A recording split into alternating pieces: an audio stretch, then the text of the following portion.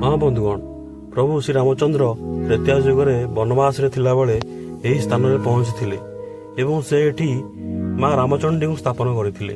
ସେଥିପାଇଁ ଏହି ଜାଗାଟିର ନାଁ ରାମଚଣ୍ଡୀ ନାମରେ ପରିଚିତ। ବନ୍ଧୁଗଣ,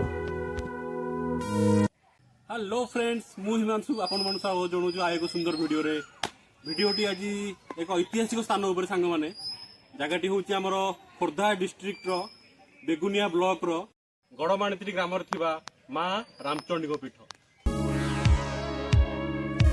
आपण मन जदि खोर्धा अच्छा खोर्धार नुआ बस स्टाण छकरू टावर्ड्स पल्लाहाट छक जी पल्लाहाट छकरू राइट साइड को आमर माँ रामचंडी पीठ ये रास्ता बन देखो एमती पल्लाहाट छकरे कंटा छक कहुए एमती गोटे बोर्ड आपण पाइबे पल्ला भंगिंदा रास्ता करूँ सामान 20 किलोमीटर चलते जी।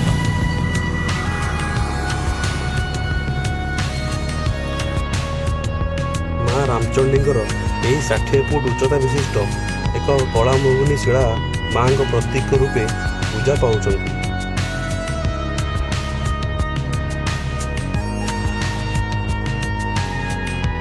ଏହି ଶିଳାଟି हजार हजार वर्ष ହେବ ସାମ୍ନା ପଟକୁ ଢଳି ରହିଛି।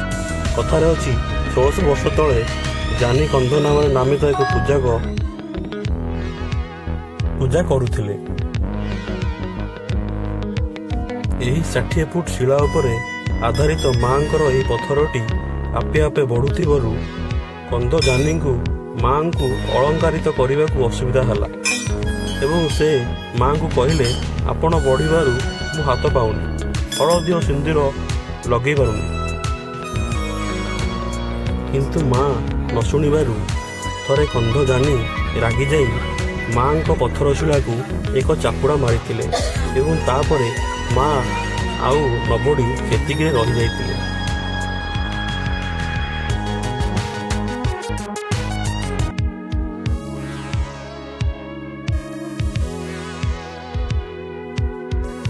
ଇତିହାସ କୁହେ, ଆସନ୍ତୁ ଜାଣିବା କିପରି କନ୍ଧ ଜାନିଙ୍କ ବଳଦଟିକୁ ବାଘ ଖାଇବାର ସତ ଘଟଣା।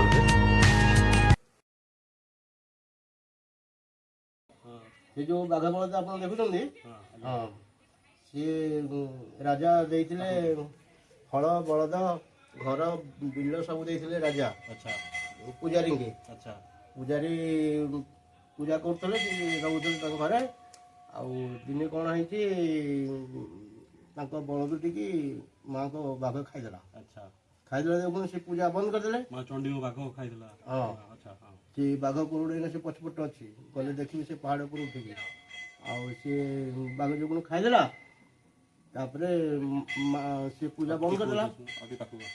पूजारी पूजा बंद करदेला तापरे माँ स्वप्न राति जा गोटे बलद हल नहीं घोड़ा पर जो ढड़ा थो तारी बेकर जुआली पकेबू। अच्छा सी सका आसिकी हल बलद नहीं कि जुआली पकेब कौन देखला से बाघ छेड़ा। अच्छा बाघ बेकरे जुआली पकईकि से पर्यटन जोटिंट तापर दल बेहरा को खबर है दल बेहरा आसिले गोटे बलद देले से बाघ छड़ाईगला। से बाघ कुरुड़ पछे माँ को बाघ खाईगला बोली बलद को माँ पठेले बाघ बहुत दिन बंचला बचला मरीगला। मन बहुत धन्यवाद।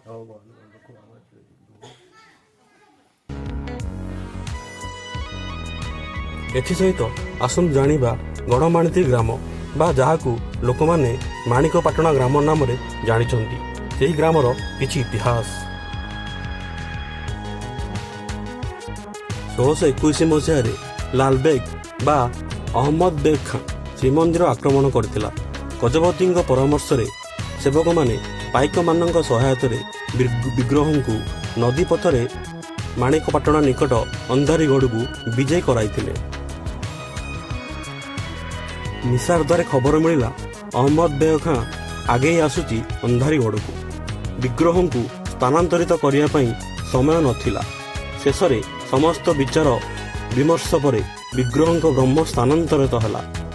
माणिकत्रीगढ़ पुरुषोत्तम देव विजय करी महाप्रभुंकर नवकलेवर आयोजन करथिले।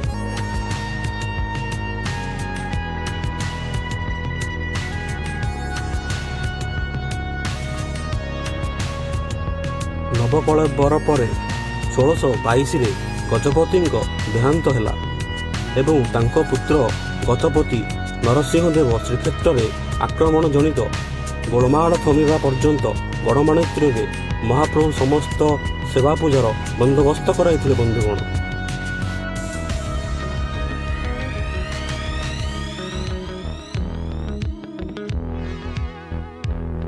ଇତିହାସରୁ ଜଣାଯାଏ ଯେ ସେଠାରେ ମହାପ୍ରଭୁ 3 ବର୍ଷ ରହିଥିଲେ। ସେଠାରେ ମହାପ୍ରଭୁଙ୍କର 2ଟି ମୁଖ୍ୟ ଯାତ୍ରା ହୋଇଥିବା ଜଣାଯାଉଛି। ବନ୍ଧୁଗଣ, ଗୋଟିଏ ଚନ୍ଦନ ଯାତ୍ରା ଓ ଅନ୍ୟଟି ରଥଯାତ୍ରା ମଧ୍ୟ। ହଁ ବନ୍ଧୁଗଣ, ଏହା ହେଉଛି ଗଡ଼ମାଣିତ୍ରୀ ବା ମାଣିକପାଟଣା ଗ୍ରାମର କିଛି ଜ୍ୱଳନ୍ତା ପ୍ରତିଲିପି।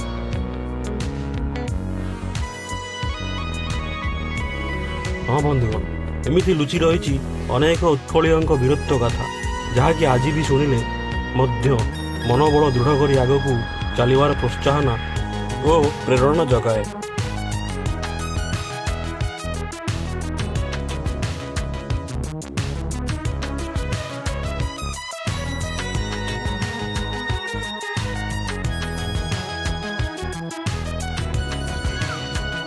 ଏମିତି ସୁନ୍ଦର ସୁନ୍ଦର ଭିଡ଼ିଓ ସହ ଆପଣମାନଙ୍କ ସାଗରେ ଉପସ୍ଥିତ ହେବି ମୁଁ ହିମାଂଶୁ। ଓ ଏଥିସହିତ ଆଉ କିଛି ଦୃଶ୍ୟ ପରେ ବ୍ଲଗ୍ଟି ସମାପ୍ତ ହେବ। ଦେଖା ପୁଣି ଏକ ଅଧ୍ୟାୟରେ।